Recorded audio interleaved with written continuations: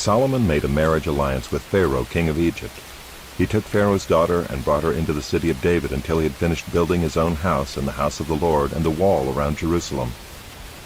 The people were sacrificing at the high places, however, because no house had yet been built for the name of the Lord.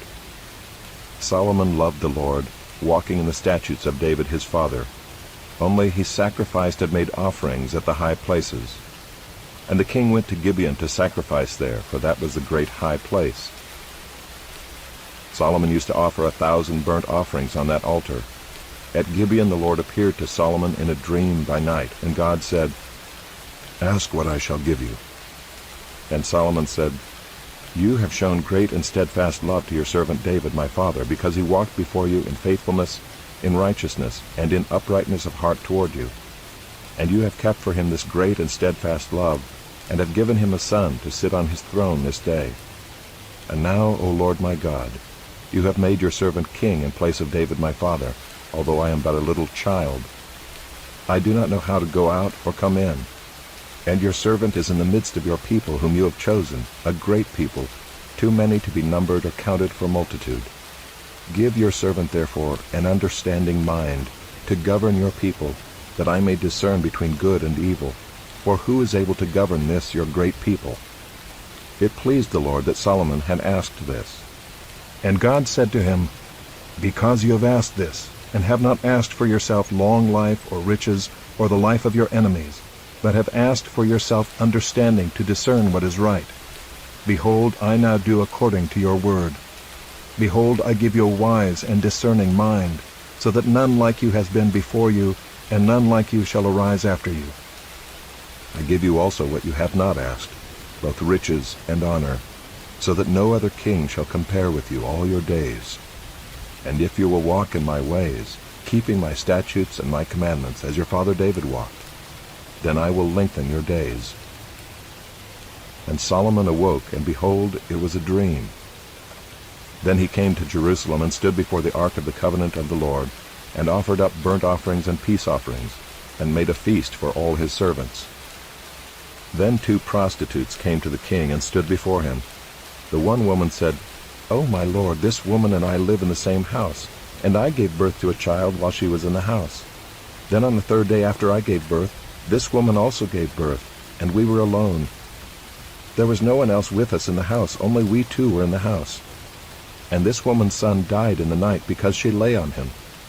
And she arose at midnight, and took my son from beside me while your servant slept, and laid him at her breast, and laid her dead son at my breast. When I rose in the morning to nurse my child, behold, he was dead. But when I looked at him closely in the morning, behold, he was not the child that I had borne." But the other woman said, "No, the living child is mine, and the dead child is yours." The first said, "No, the dead child is yours, and the living child is mine." Thus they spoke before the king. Then the king said, "The one says, 'This is my son that is alive, and your son is dead.' And the other says, 'No, but your son is dead, and my son is the living one.'" And the king said, "Bring me a sword." So a sword was brought before the king. And the king said, "Divide the living child in 2, and give half to the one and half to the other." Then the woman whose son was alive said to the king, because her heart yearned for her son, "O my lord, give her the living child, and by no means put him to death." But the other said, "He shall be neither mine nor yours. Divide him." Then the king answered and said, "Give the living child to the first woman, and by no means put him to death. She is his mother." And all Israel heard of the judgment that the king had rendered, and they stood in awe of the king, because they perceived that the wisdom of God was in him to do justice. King Solomon was king over all Israel, and these were his high officials. Azariah the son of Zadok was the priest. Elihoreph and Ahijah the sons of Shisha were secretaries. Jehoshaphat the son of Ahilud was recorder. Benaiah the son of Jehoiada was in command of the army. Zadok and Abiathar were priests. Azariah the son of Nathan was over the officers. Zabad the son of Nathan was priest and king's friend. Ahishar was in charge of the palace, and Adoniram the son of Abda was in charge of the forced labor. Solomon had 12 officers over all Israel, who provided food for the king and his household. Each man had to make provision for 1 month in the year. These were their names: Ben-Hur in the hill country of Ephraim, Ben-Deker in Makaz, Shaalbim, Beth-Shemesh, and Elon-Bethhanan, Ben-Hesed in Arubath. To him belonged Soko and all the land of Hepher. Ben-Abinadab in all Naphath Dor. He had Taphath, the daughter of Solomon, as his wife. Baana the son of Ahilud in Taanach, Megiddo and all Beth-shean that is beside Zarethan below Jezreel, and from Beth-shean to Abel-Maholah, as far as the other side of Jokmeam. Ben-Geber in Ramoth-Gilead. He had the villages of Jair the son of Manasseh, which are in Gilead, and he had the region of Argob, which is in Bashan, 60 great cities with walls and bronze bars. Ahinadab the son of Iddo in Mahanaim, Ahimaaz in Naphtali. He had taken Basemath the daughter of Solomon as his wife. Baana the son of Hushai in Asher and Baaloth. Jehoshaphat the son of Paruiah in Issachar.